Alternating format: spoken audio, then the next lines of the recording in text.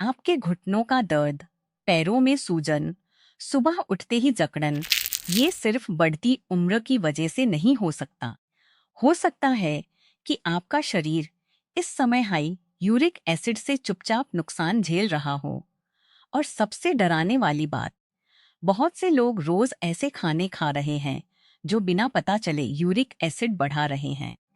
Video को आखिर तक जरूर देखें, क्योंकि आपकी किचन की एक छोटी सी आदत आपके जोड़ों और किडनी को बचा सकती है।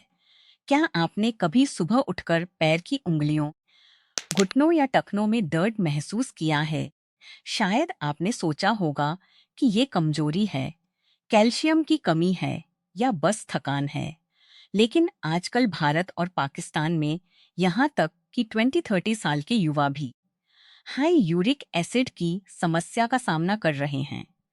और ज्यादातर लोगों को तब तक पता नहीं चलता जब तक अचानक तेज दर्द शुरू न हो जाए।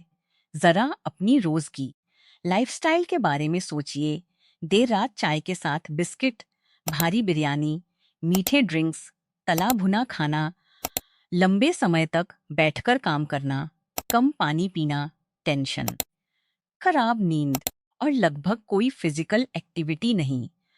ये सारी आदतें धीरे धीरे शरीर को नुकसान पहुंचाती हैं। इसी वजह से आजकल बहुत लोग जॉइंट पेन, गाउट अटैक, सूजन, किडनी स्टोन, पेट की चर्बी और हाई ब्लड प्रेशर जैसी समस्याओं का सामना कर रहे हैं।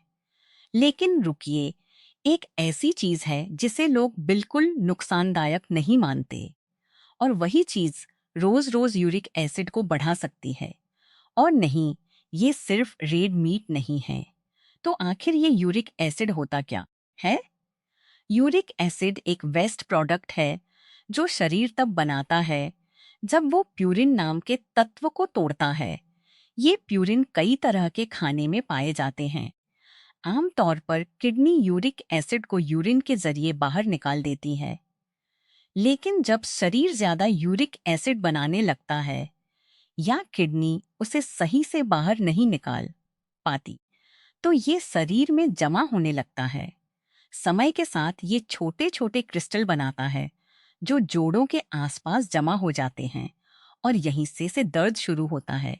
कभी पैर की उंगलियों में, कभी घुटनों में, कभी उंगलियों या टखनों में।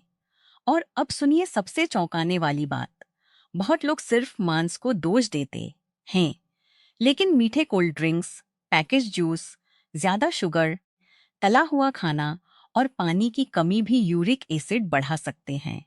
जी हाँ, कम पानी पीना भी इस समस्या को बढ़ा सकता है। क्या आप जानते हैं कि मोटापा, ज्यादा शुगर और इंसुलिन रेसिस्टेंस का सीधा संबंध यूरिक एसिड से है? जब शरीर में इंसुलिन ज्यादा रहता है तो किडनी यूरिक एसिड को सही से बाहर नहीं निकाल पाती। इसका मतलब दिखने में पतले लोग भी हाई यूरिक एसिड का शिकार हो सकते हैं अगर उनकी लाइफस्टाइल खराब है। इसी वजह से कुछ लोगों को अचानक जोड़ों में जलन, पैरों में से सूजन, घुटनों में जकड़न या खाने के बाद दर्द महसूस होता है। शरीर संकेत देता है, लेकिन ज्यादातर लोग उन्हें नजरअंदाज कर देते हैं। और यकीन मानिए, गाउट का दर्द सामान्य दर्द नहीं होता। कई लोग कहते हैं कि ये दर्द सहना मुश्किल होता है। यहाँ तक कि चादर का हल्का सा स्पर्श भी दर्दनाक लग सकता है।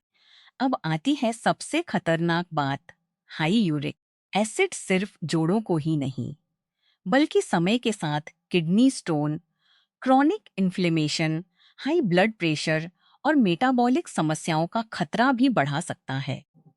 कुछ स्टडीज इसे दिल की बीमारियों से भी जोड़ती हैं, लेकिन ज्यादातर लोग सिर्फ पेन किलर लेकर सोचते हैं कि समस्या खत्म हो गई, जबकि असली समस्या शरीर के अंदर चुपचाप बढ़ती रहती है। तो आपको क्या करना चाहिए? पहला, ज्यादा पानी पिएं। ये बहुत आसान लगता है, लेकिन सही हाइड्रेशन किडनी को यूरिक एसिड बाहर निकालने में मदद करता है। दूसरा, मीठे ड्रिंक्स और ज्यादा शुगर कम करें। कोल्ड ड्रिंक्स और पैकेज जूस धीरे धीरे स्थिति को खराब कर सकते हैं। तीसरा, खाने की मात्रा नियंत्रित करें। ओवर ईटिंग से बचें। कम चावल, कम तला खाना और संतुलित डाइट बड़ा फर्क ला सकती है। चौथा, हेल्दी फूड्स शामिल करें जैसे खीरा, नींबू पानी, लो फैट दही, ताजे फल, सब्जियां और साबुत अनाज। और चलने की ताकत को कम मत आंकिए।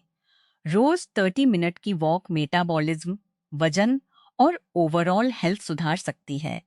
सबसे जरूरी बात, अगर आपको बार बार जोड़ों में दर्द, सूजन या गाउट जैसे लक्षण दिखें, तो अपना यूरिक एसिड टेस्ट जरूर कराएं। एक साधारण ब्लड टेस्ट इस समस्या को जल्दी पकड़ सकता है। और हमेशा सही डॉक्टर से सलाह लें।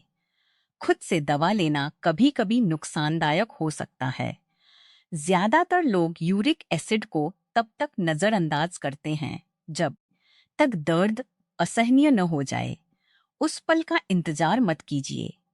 अभी से अपने शरीर का ध्यान रखें ताकि छोटी समस्याएं बड़ी बीमारी न बन जाएं।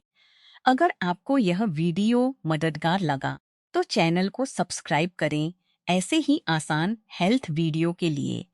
और नीचे कमेंट में जरूर बताएं, क्या आपको या आपके परिवार में किसी को हाई यूरिक एसिड या गाउट की समस्या हुई है। आपका अनुभव किसी और की मदद कर सकता है।